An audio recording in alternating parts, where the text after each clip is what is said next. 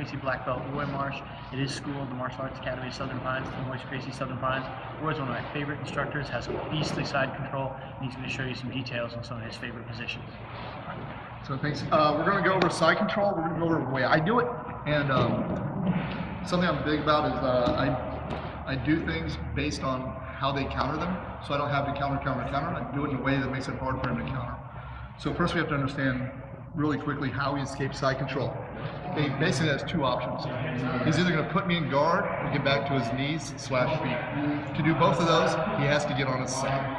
Okay, that's 95% of the escapes guys are going to do. So for instance, he starts to shrimp, he's on his side. So as long as I keep him on his back, most of those escapes are gone out the window.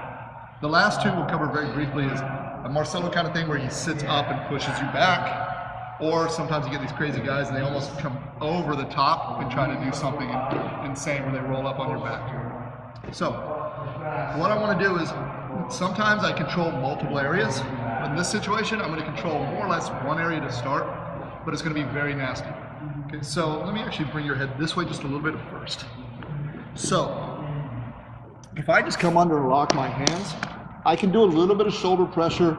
But especially no-gi, if he gets a little sweaty, he can maybe move a little bit and get his head turned. Not even with all that, just that slight head turn.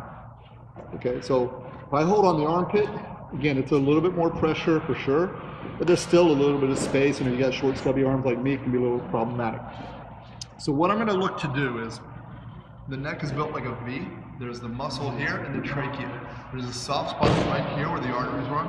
I'm going to take the pads of my fingers, not my fingertips, the pads of my fingers, and I'm going to go right there. I'm going to hook onto that muscle with my fingers, okay? Now what I'm not going to do is drive into him. I'm going to suck his head under my shoulder, and I'm going to drop my shoulder. Now this is really important. I don't sprawl and drive into him like this. I'm going to take my left leg back all the way to the ground. Now you'll see I'm not really holding on to anything, but if he tries to turn into me, it's very much pressure. Now, you're not going to choke the guy, though I have gotten people who almost went out because there is pressure on this artery. Okay, so again, I'm not doing anything. A lot of times this can be very quick. He's kind of sitting up a little bit. I can just catch that. And I don't drop, I pull him underneath me. And my hips is not like this. I'm dropping my left hip. Now, you'll see on this side, when I drop it, I kind of pin this arm a little bit too. This arm can give me problems, but I'm not really worried about it right now. But if I come here and I do this, and he tries to push me away with that arm, right arm, it's not going to do anything. Okay? Now, because I have so much pressure going that way, if he does get this arm free, he can roll out. Okay, so especially like a good wrestler or something, he's going to want to go that way. So what I'm going to do is, I'm going to use my underhook. I'm going to hook right where the shoulder meets the tricep, and I'm going to curl my elbow here. I don't want to just hook here because if he's strong, he can still push that shoulder into the ground, look that way, kind of, here. But if I'm like this, roll away. So we're going to combine those two. So he can't go this way, and he can't go that way. And I mean very brutally where he can't go either way. So I catch, I pull, and I come here. I'm not, let me turn just a little bit. Notice I'm not being nuts, I'm not like this. I'm pulling it back to roll away, turn in. Here. Now the last thing is you see his hips are a little bit free, especially he can bring his hips up. But he maybe can insert his knee a little bit. Okay? So the last thing I'm going to do is, I'm not going knee on belly, I'm just going to insert my knee right here in my shin. Let me turn you this way. When I do this, I'm not like this. My shin is turned out. This way, if he does get on his side a little bit, I can actually walk him back a little bit. But if he tries to roll up, my knee is in the way. I'm keeping his hips down. I don't want him to alleviate pressure by lifting his hips or trying to defend. So now, on this side first.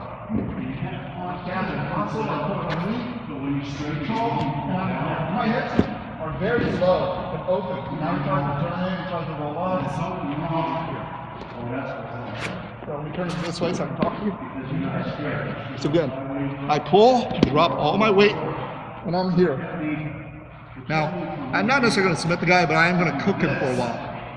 My shin is here. If he tries to turn in a little bit, look, I can open it. He tries to roll up. My knee is in the way. Here. Okay? Does this make sense? So that's, again, I'm not trying to lock my hands and do a traditional hold. I'm doing it where he can't come this way, he can't come that way, he can't come that way. It's also very hard for him to sit up, right?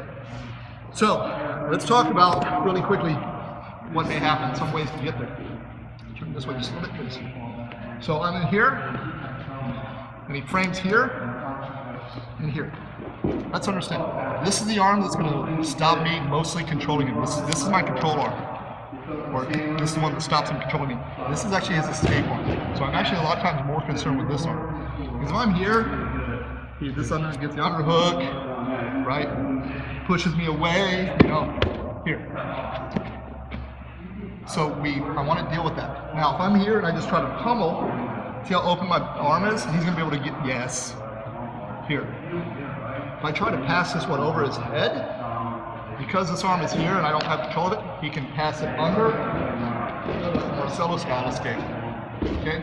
So what we're going to do is up here, if he's on his side a little bit, I'm going to open my body a little bit, circle this hand from the inside, not over the top, that opens my elbow. So if he's praying on my neck frame, I may lift a little bit, come in. Pin this arm. When I pin, I make a hook, and my elbow on the mat. So he tries to re-underhook. Yeah. Go the other way. Here. Now I can deal with this one. Simple way, I go over, because I don't have to worry about him passing it anymore, because I'm pinning this arm. I go over, if he follows, I can just circle, right in, catch, boom, circle back under, pull, knee. If he's a little bit more slick, I'm probably not going to get that circle under. So I'm here, he's got my arm. I can't control his head. I really want to control his head. My arms are occupied. I take my head, look. I'm not being nice. I'm right in the jaw and I'm putting a lot of pressure. I could try to circle in, but a lot of times, I bring my knee right under, pinning that arm. Come in, catch the muscle, sprawl my hip, control the elbow, walk my shin onto his body. And we're right back to our usual position. So from this position one more time, spring, I come in, pin, head, all my weight, knee, go in, pull, circle, drop my hip, pull in, shin here. And now, we'll hang out and see what's going on, figure out what to do next. And that's basically the way I play side control and my pressure side control. Thanks a lot, Roy, for making side control a truly horrifying experience. Listen to the Concussion Cast every Sunday at 10 to 11.